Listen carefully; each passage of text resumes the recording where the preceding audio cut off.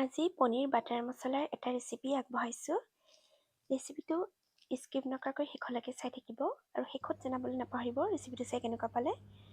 এতিয়া আহকচোন ৰেচিপিটোৰ মাজলৈ আগবাঢ়োঁ। প্ৰথমে এখন পেন গৰম হ'বলৈ দিছিলোঁ আৰু পেনখন গৰম হ'লত ইয়াতে 2 চামুচ ৰিফাইন তেল দি দিছোঁ আৰু লগতে 2 চামুচ বাটাৰ দিছোঁ। বাটাৰ দিয়াৰ সময়ত গেছৰ ফ্লেমটো একেবাৰে ল' ৰাখিব, নহ'লে বাটাৰখিনি জ্বলি যাব পাৰে। আৰু যেতিয়া বাটাৰখিনি অলপ গলিব তেতিয়া ইয়াতে কাটি লোৱা পিঁয়াজখিনি দি দিব। ইয়াত মই ডাঙৰ চাইজৰ 2টা পিঁয়াজ দিছোঁ। পিঁয়াজখিনি কেই ছেকেণ্ডমান ফ্ৰাই কৰাৰ পিছত ইয়াত দিছোঁ আধা চামুচ জিৰা, লং, ইলাচি আৰু ডালচেনি।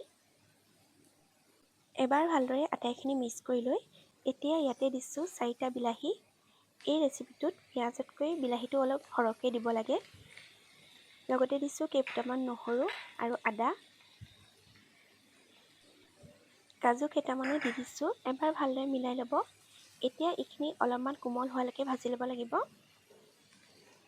10 মিনিটমানৰ কাৰণে এইখিনি ঢাকনিখন লগাই সিজিবলৈ দিম। গেছৰ ফ্লেমটো ল' টু মিডিয়াম ৰাখিব। আৰু এতিয়া ঢাকনিখন লগাই দিছোঁ আৰু মাজে মাজে লৰাই থাকিব। যেতিয়া দেখিব পিঁয়াজ আৰু বিলাহীখিনি কোমল হ'ব তেতিয়া গেছৰ ফ্লেমটো অফ কৰি দিব। এইখিনি সম্পূৰ্ণকৈ ঠাণ্ডা হয় মানে এতিয়া মই পনীৰখিনি ফ্ৰাই কৰি ল'ম। অলপমান ৰিফাইন তেল দি লৈছোঁ আৰু ইয়াতে অকণমান ৰেড চিলি পাউডাৰ দিছোঁ। এতিয়া পনীৰখিনি অলপমান ফ্ৰাই কৰি ল'ম।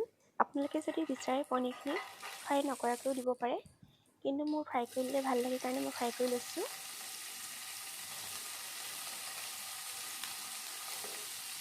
গোটেই পনীৰখিনি দি ল'লোঁ আৰু 2 ছেকেণ্ডমানৰ কাৰণে এইখিনি ফ্ৰাই কৰি ল'ম। পনীৰখিনি বেছিকৈ ফ্ৰাই কৰিব নালাগে, অকণমান ৰঙচুৱা হ'লেই হ'ল।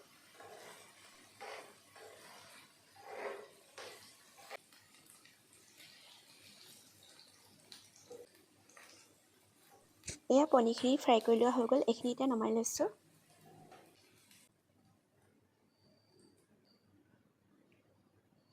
আৰু এইখিনি সম্পূৰ্ণ ঠাণ্ডা হ'লত পেষ্ট বনাই ল'লোঁ। ইয়াত অলপো মই পানী ব্যৱহাৰ কৰা নাই।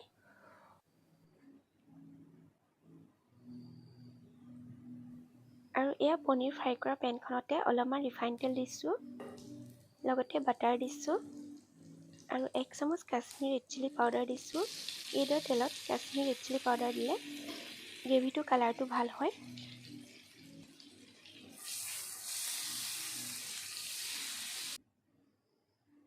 এইখিনি ভালদৰে মিক্স কৰি লৈ এতিয়া যিখিনি পেষ্ট বনাই লৈছিলোঁ সেই পেষ্টখিনি দি দিছোঁ। এতিয়া ভালদৰে লৰাই অকণমান সময়ৰ কাৰণে ফ্ৰাই কৰি ল'ম।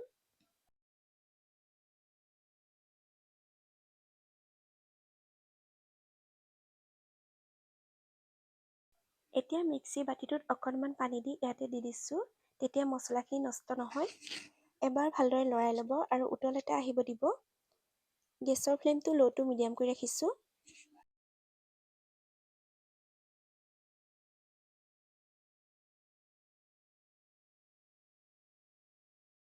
ইয়াতে এতিয়া জিৰা পাউডাৰ, ধনিয়া পাউডাৰ দি দিছোঁ। জোখমতে নিমখ দি ল'ব। ভালদৰে মিলাই লোৱাৰ পিছত মই এতিয়া ফ্ৰাই কৰি থোৱা পনীৰ কেইপিচো দি দিছোঁ। এতিয়া এইখিনি ভালদৰে এবাৰ মিলাই লৈছোঁ। পনীৰ কেইপিচ দিয়াৰ পিছত 2-3 মিনিটমান সময় এটা উতল অহাৰ পিছত এতিয়া ইয়াত আমুল ফ্ৰেছ ক্ৰীম আধা বাটি দি লৈছোঁ।